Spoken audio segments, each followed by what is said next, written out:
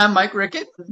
I've been a trainer now for over 40 years, and I just want to give you some good tips about what has worked for me as a personal trainer to get clients, get a successful business, and how to grow as opposed to just become stagnant.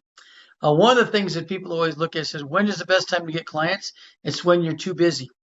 Because if you're trying to get them when you're not busy, it's too late. And you're panicking and you're trying to undermine stuff. It says, no, when you're the busiest is the time to get clients.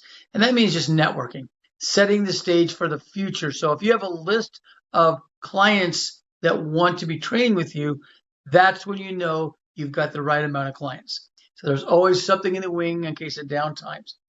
At that point, when I was doing that, I actually had people that would pay me just so that I wouldn't give their slot away if they went on vacation or something like that. That's the epitome of going with it. The other thing with it is have a niche market. Everybody wants to be a generic trainer just because that way they can get clients. But the more niche you are, the more you can charge, and the more likely you are to have clients. Even if it's a crazy, crazy niche, there's always someone out there for it.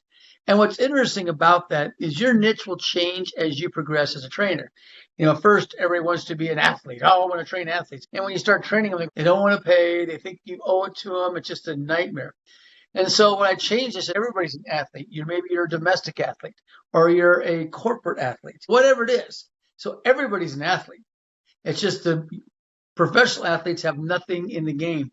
If they play terrible, they still get paid. So bring it to the point where they feel they are very valuable in that situation. And one of the best tips I can say of all time, and actually my brother was the one who taught me this, and it was golden.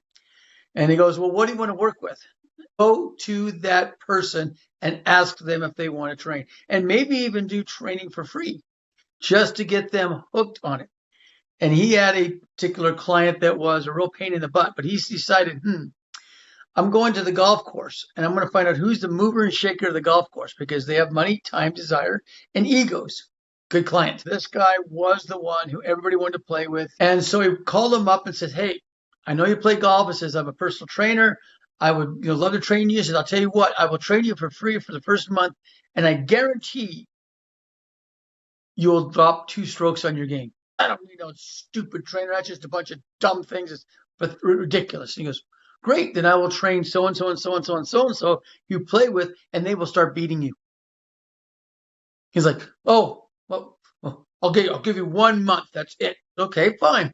So he trained him for that month, and basically all he did was get him in shape.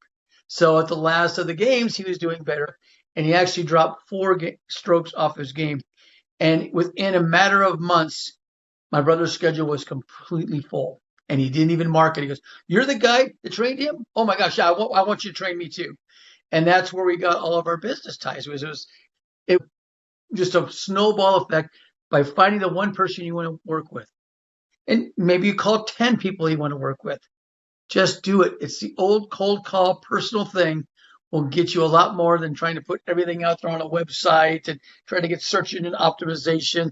Just be a nice person and be seen.